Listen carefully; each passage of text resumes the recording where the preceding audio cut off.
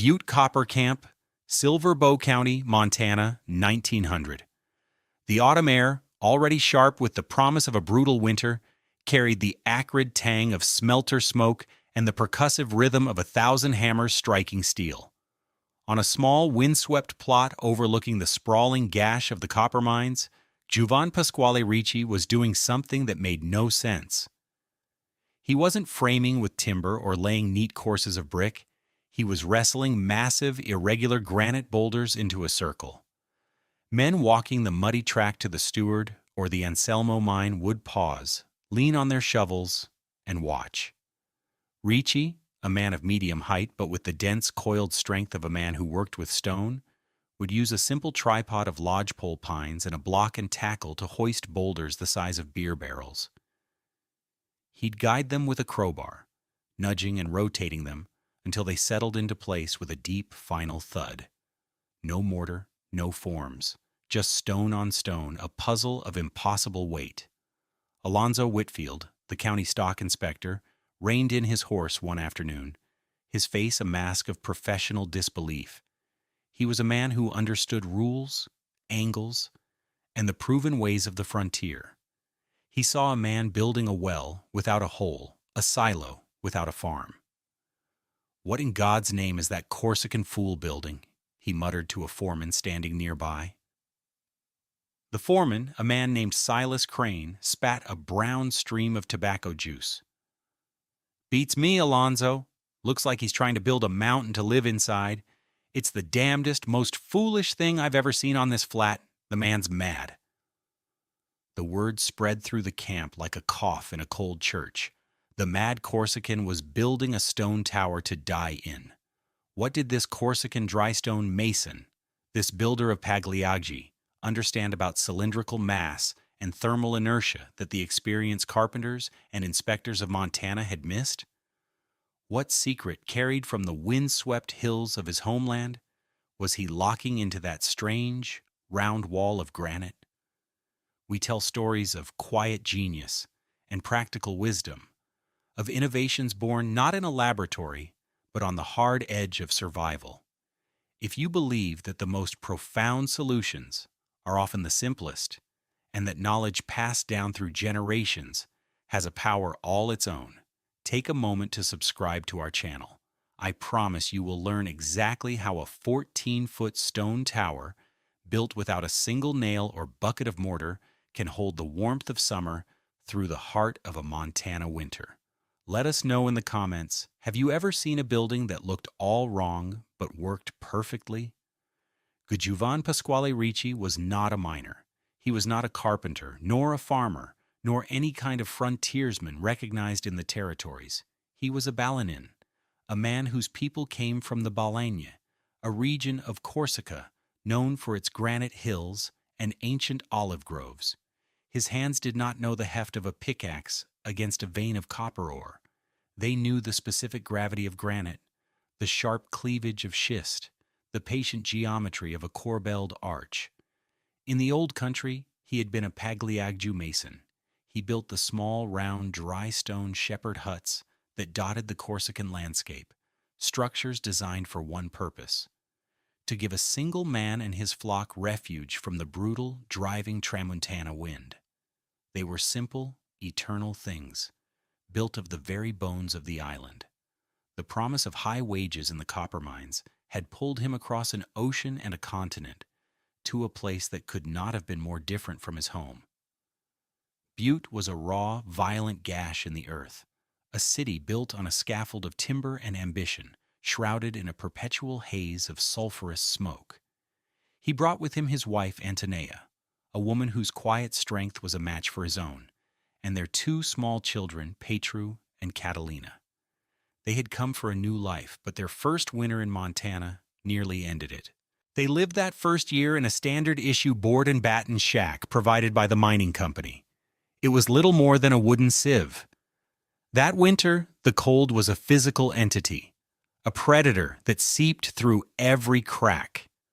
Ghjuvan saw a neighbor, a big Cornishman named Thomas, swing a new pickaxe one morning, and the steel head, chilled to its crystalline core, cracked in two on the first strike against the frozen earth. At the assay office, the clerk's ledger was useless after sunrise. The ink in the bottle froze, solid mid-column. One evening, Ghjuvan went to retrieve his heavy wool coat from a peg near the door of their shack. As he lifted it, the fabric, stiff with frozen condensation, didn't bend. It cracked at the shoulder with a sound like breaking glass. Night after night, the family huddled together under every blanket they owned, the children coughing in the frigid air, while the pot-bellied stove roared, consuming wood at a terrifying rate and providing a pathetic circle of warmth, no bigger than a dinner table. Ghjuvan knew this was not survival. It was a slow surrender. He would not let his family face another winter like that. He would build them a fortress, not of wood, but of the one material he truly understood, stone. The failure of the conventional cabins in Butte was not a matter of poor craftsmanship. It was a failure of physics. The log and timber frame houses that were the standard of the American frontier were designed for a different kind of cold, a different kind of world. Here, on the Continental Divide, winter was an absolute. The problem was heat loss, happening through three distinct mechanisms. The first and most obvious was convection. The cabins were sieves. Cold air knifed through the gaps in the chinking between logs, around the ill-fitting sashes of single-pane windows, and under the doors. Inside, this created constant chilling drafts. To fight them, a family had to keep their cast-iron stove glowing red-hot. This superheated the air near the stove, which then rose rapidly to the uninsulated roof, where it shed its warmth to the outside in minutes.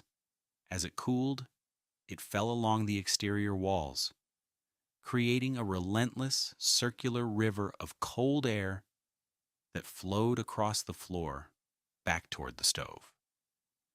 You could be sweating on one side of your body and shivering on the other. The second problem was conduction. Wood is a relatively poor insulator compared to modern materials, and a 6 or 8 inch log wall simply could not stand up to a 40-degree below zero temperature gradient. Heat wicked straight through the timber. Any nail or metal fixture that passed from inside to out became a frost-covered conduit, channeling the cold deep into the structure. Walls were cold to the touch, and in the corners of the rooms, away from the direct radiation of the stove, thick layers of crystalline frost would grow, painting fantastic, deadly ferns of ice over the wallpaper. Finally, there was the issue of thermal mass. A wooden cabin has very little. It is a lightweight structure, mostly air. When the fire in the stove died down, the building itself held no residual heat. The temperature inside would plummet, often falling to match the outside temperature within 2 or 3 hours. This meant a family could never truly rest. Someone, usually the father or eldest son, had to wake up multiple times during the night to feed the fire, a desperate, shivering ritual to keep the cold at bay. For their neighbors, the O'Malley family, this meant burning through nearly a full cord of wood every 2 weeks. Their stove was a dragon they had to constantly feed, and its reward was meager, an interior temperature that might reach 60 degrees near the fire, but hovered at a miserable 6 degrees near the children's bunks against the north wall. This constant, expensive, and exhausting battle was what Ghjuvan Ricci intended to end. As spring broke in 1900, Ghjuvan began his work. He paced out a perfect circle, 16 feet in diameter, on his small plot of land. The material was free and plentiful. The copper mines, in their ravenous pursuit of ore, had created mountains of waste rock. For weeks, Ghjuvan was a familiar sight, pushing a heavy wheelbarrow back and forth from the spoil heaps, carefully selecting granite boulders.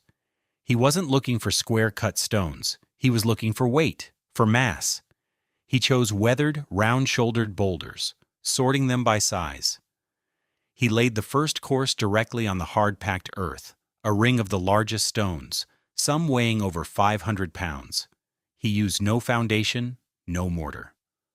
The principle of the pagliaghji was that the structure's immense weight was its own foundation.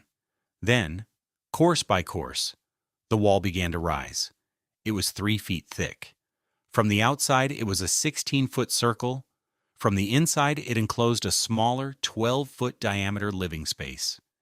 He worked with a patient, rhythmic economy of motion. Each stone was lifted with his tripod and tackle, swung into place, and then settled with small adjustments from his crowbar and a heavy mason's hammer.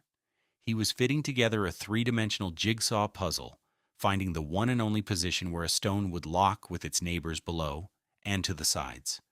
The outer face was rough, but the inner face of the wall was surprisingly smooth, a testament to his skill. The mockery was constant.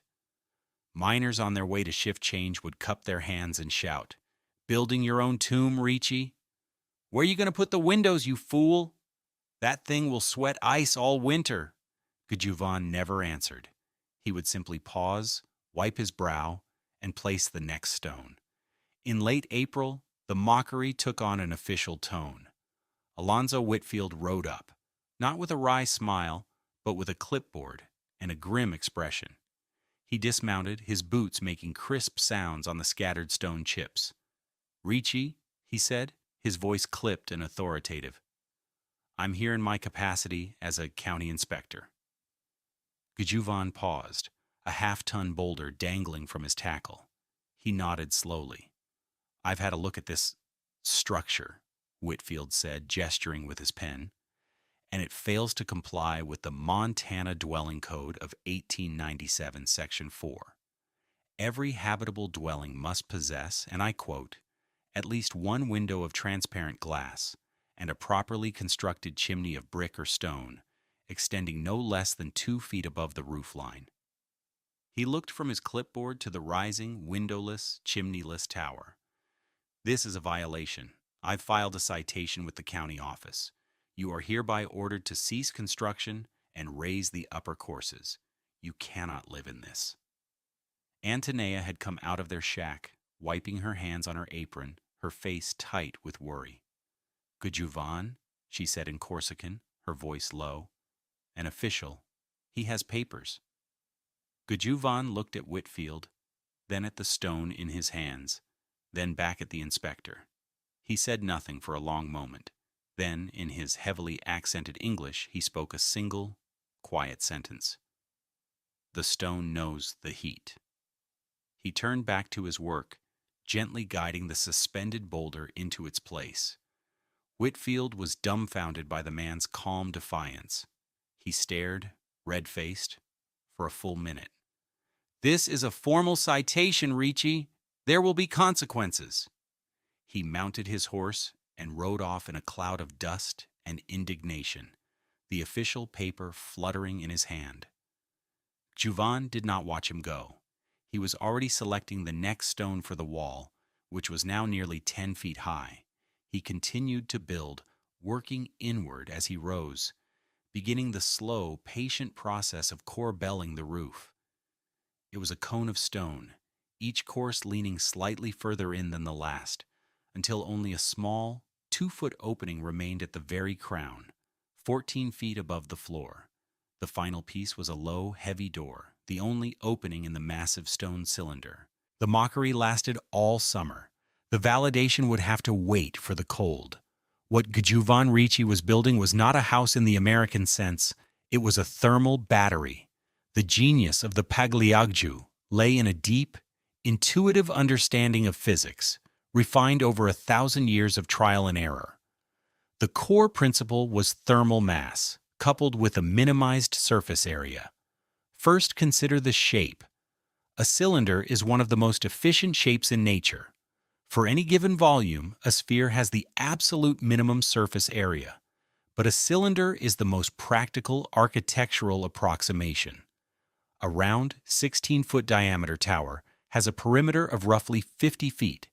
A square 12 by 12-foot cabin, providing the same interior floor space, has a perimeter of 48 feet. But the corners of a square building are thermal weak points, bleeding heat far more rapidly than a smooth, continuous curve. The circular design of the pagliaghji eliminated those corners entirely, presenting a uniform, minimal face to the winter winds. Second, and most critically, was the mass.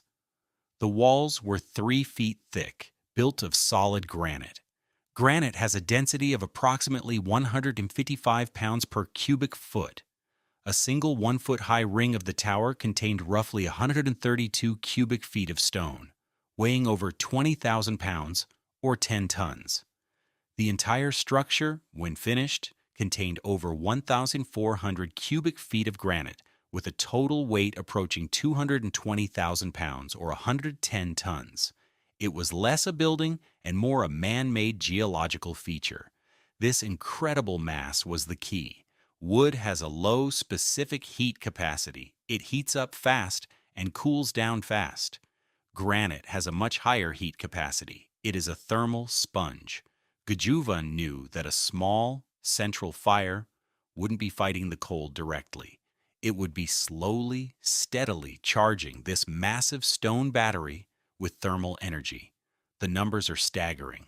A single linear foot of that 3-foot-thick wall could store approximately 24,000 BTUs of heat energy in a comfortable temperature range. The entire structure was a reservoir capable of holding millions of BTUs. The central hearth with the open crown was not a missing chimney, as Whitfield believed. It was a precisely engineered ventilation system. The fire created a gentle, slow-moving column of rising warm air that exited through the roof opening. This slow, constant draw prevented smoke from filling the room, but it was not the violent, heat-sucking draft of a conventional chimney. As the hot air and smoke rose, it brushed against the corbelled stone roof. The upper courses of granite absorbed this heat, becoming the warmest part of the structure. They then radiated this warmth back down, like a low, warm sun, onto the living space below. The tower didn't just hold heat at the floor, it actively circulated it from the top down. Calculations would later show that even with an outside temperature of 22 degrees Celsius, the passive heat loss of the tower was only around 3,000 BTUs per hour, an amount easily replaced by a tiny, smoldering fire of just a few logs. That winter, the sky over Montana turned a brilliant, merciless blue. A polar air mass descended from the Arctic, settling over the Continental Divide for 12 straight days. In Butte, the phenomenon was made worse by a temperature inversion. The heavy, cold air sank into the hollow where the city lay, trapping the sulfurous smoke from the copper smelters. The result was a frigid chemical fog that coated every surface in a strange, greasy glaze of ice. Kerosene flames in lamps burned with an eerie blue edge, starved for oxygen. The official temperature, recorded at the county courthouse, held at a steady 22 degrees for nearly 2 weeks, with wind chills dropping to unimaginable lows. For the residents of the timber cabins, it was a state of siege. The O'Malleys, living next to Ghjuvan's plot, sealed their windows with rags and nailed blankets over their door. They kept their stove roaring 24 hours a day, the metal sides glowing a dull cherry red. Yet the water in the bucket just 10 feet from the stove was a solid block of ice. Mrs. O'Malley tried to bake bread, but the dough wouldn't rise. It froze on the counter.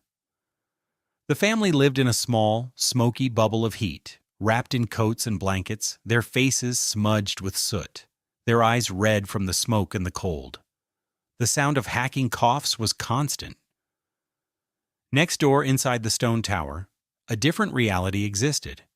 The first few days, Ghjuvan had kept a larger fire going in the central hearth, feeding the insatiable appetite of the granite. The walls drank the heat, their immense thermal mass slowly coming up to temperature.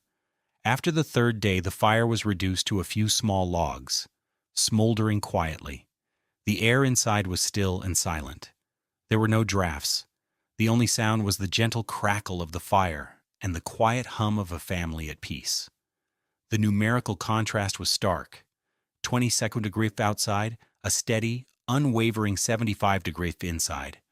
But the image contrast was even more profound.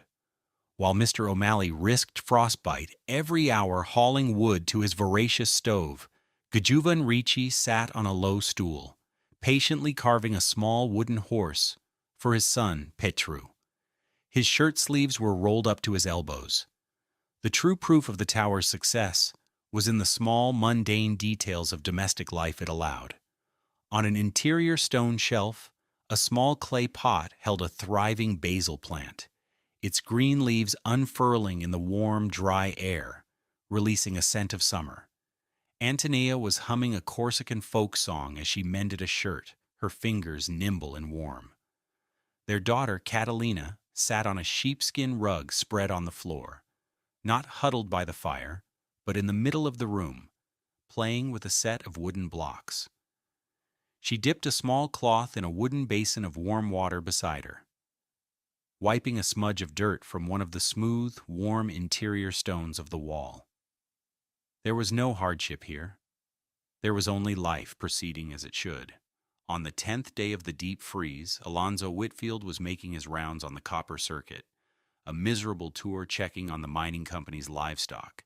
The air was so cold it felt like a physical weight on his lungs, and the glazed ice covering the ground was treacherous. As he rode past the Ricci plot, his horse, its breath pluming in thick white clouds, lost its footing on a patch of black ice.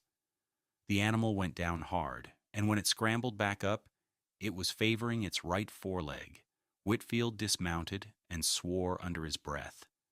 The horse had thrown a shoe.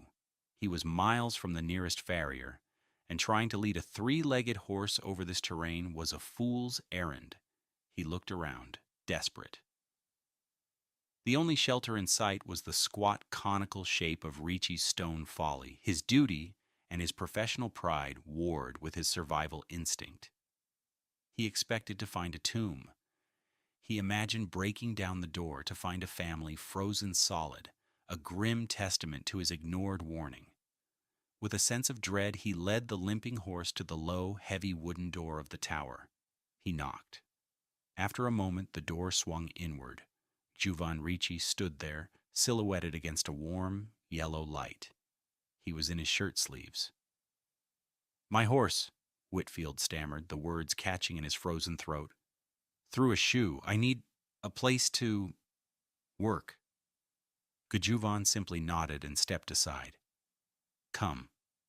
Whitfield ducked his head to enter the low doorway, bracing himself for the wave of frigid, dead air he knew he would find inside a stone structure in this cold. He expected the damp chill of a cellar, the smell of ice and misery. Instead, a wave of dry, radiant warmth washed over his face. It was not the scorching, aggressive heat of a pot-bellied stove, but a gentle, pervasive warmth that seemed to emanate from every direction at once. The air was still and clean, smelling faintly of wood smoke, roasting nuts, and something else. Something green and alive. His gloved hand, reaching out to brace himself against the wall, met the stone. He expected it to be slick with ice, cold enough to freeze his skin to it. But the stone was warm. Impossibly, miraculously warm, with a deep, penetrating heat like a sun-baked rock in the middle of August. His eyes adjusted to the light of the small central fire and a few tallow lamps. He saw the scene. Antonia, Petru, and Catalina, all in simple cotton shirts, were sitting around a low wooden table, a large bowl of walnuts between them. They were shelling them for the carnivale cakes Antonia would bake, their hands moving with casual ease. They looked up at him with placid curiosity, not the gaunt, haunted eyes of people surviving a siege. Ghjuvan gestured for Whitfield to bring his tools inside. As the inspector knelt to work on his horse's hoof just inside the doorway, Ghjuvan walked to a small niche carved into the massive wall. He took down a dark glass flask. "For the cold," he said, and handed it to Whitfield. Whitfield, his own canteen frozen solid in his saddlebag, took the flask. He expected the liquid to be thick with ice crystals, a half-frozen slush. He uncorked it and tilted it to his lips. It was a Corsican liqueur, myrti, and it poured in a perfectly clear, warm stream. The liquid was not just unfrozen, it was room temperature. At that moment, Whitfield's entire understanding of the world tilted on its axis. He thought of every other cabin he had visited that week, where even the pots of water left on top of the stoves had frozen solid once the fire was banked for an hour. Here, a flask sitting in a stone wall was warm. The proof was absolute, irrefutable, and sensory. He lowered the flask, his face drained of color. He looked from the warm liqueur to the children playing on the floor, to the impossible basil plant, to the massive breathing walls of stone. He looked at Ghjuvan Ricci. The citation in his pocket felt like a fool's errand. He had come with the law, with the book, with the accumulated wisdom of frontier construction, and he had been profoundly, fundamentally wrong. He slowly shook his head, a sense of awe replacing his professional indignation. "You didn't build a house, Ricci," Whitfield said, his voice barely a whisper. "You built a season." The story of the warm stone tower and the inspector's conversion became a quiet legend in the Butte camps that winter. Alonzo Whitfield, the man of rules and regulations, became Ghjuvan Ricci's most unlikely and powerful advocate. He quietly rescinded the citation, and when his colleagues at the county office asked about the illegal stone silo, he would simply say, "Go feel the walls." News of the pagliaghji traveled along the invisible network that connected the Corsican diaspora in the American West. A cousin of Antonea's, visiting from San Francisco, spent a night in the tower during a January cold snap and left a changed man. He carried the story back with him to the vibrant Corsican community in North Beach. In March of 1901, the tale reached the ears of the editor of Leve Corse, the French and Corsican language newspaper that served as the community's heart. Intrigued, the editor sent a letter to Butte, requesting a diagram. Ghjuvan, with painstaking care, drew a detailed cross-section of his home. The 3-foot-thick walls, the corbelled roof, the central hearth, and the crown vent. He annotated it in his native Corsican, explaining the principles of mass and heat. The newspaper printed the drawing along with a breathless account of the family shelling walnuts in their shirt sleeves while the rest of Montana froze. The article was a sensation. For the Corsican miners in the harsh climates of the Mountain West, it was not just a curiosity, it was a revelation, a piece of their own ancestral heritage, offering a solution to their most pressing problem. By the autumn of 1901, the effect was visible. Across the mining districts of Butte and nearby Anaconda, 5 other Corsican families, emboldened by Ghjuvan's success and guided by the newspaper diagram, had constructed their own dry stone towers, ready to face the winter not with fear, but with a quiet confidence born of stone and fire. The technique that Ghjuvan Ricci brought to Montana was ancient, but the principles behind it were timeless. In his simple stone tower, he had intuitively created a high-performance building that anticipated the most advanced concepts of 21st century building science by 100 years. Modern architects and engineers speak of thermal mass, super insulation, and passive heat retention. They use complex software to model the flow of energy in a building. Ghjuvan Ricci needed no such tools. He had a knowledge that was held in his hands, a science of survival expressed in the language of stone. His pagliaghji was, in essence, a perfectly realized thermal flywheel, smoothing out the violent peaks and valleys of a brutal climate into a gentle, livable equilibrium. The world of the Montana frontier was a place that valued results above all else. It did not care about a man's origins, his accent, or the strangeness of his methods. It rewarded what worked. The log cabins of the American settlers were the product of a forested continent, a tradition of wood. Ghjuvan Ricci came from an island of rock, and he brought with him a tradition of stone. Alonzo Whitfield had the law and the building code, a system designed to enforce uniformity and prevent disaster. Ghjuvan had a deeper law, the law of thermodynamics, passed down not in books, but in the muscle memory of his trade. He had faced a choice between obeying the written rules of men and the unwritten laws of nature. He chose nature, and in doing so created a space of impossible warmth and safety for his family. On the high, cold plains of Montana, one man showed his neighbors that survival wasn't about building a better wall to fight the winter. He didn't build walls against the cold. He simply taught ancient granite to stand in a ring and let one small fire hold the still air inside. Thank you for joining us for this story of frontier ingenuity. If you found this account as inspiring as we did, please like this video and subscribe to our channel for more stories of forgotten wisdom. We're dedicated to uncovering the practical genius of the past. Let us know your thoughts in the comments. What other ancient building techniques do you think could solve modern problems? We read every one. The video you have just watched presents historically inspired reconstructions for educational and storytelling purposes. The characters, names, and specific events depicted are fictional, but the techniques and scientific principles are based on real historical practices and engineering. The application of any building technique, historical or modern, should be done in accordance with current building codes, safety guidelines, and professional consultation. This content does not constitute professional, technical, or legal advice.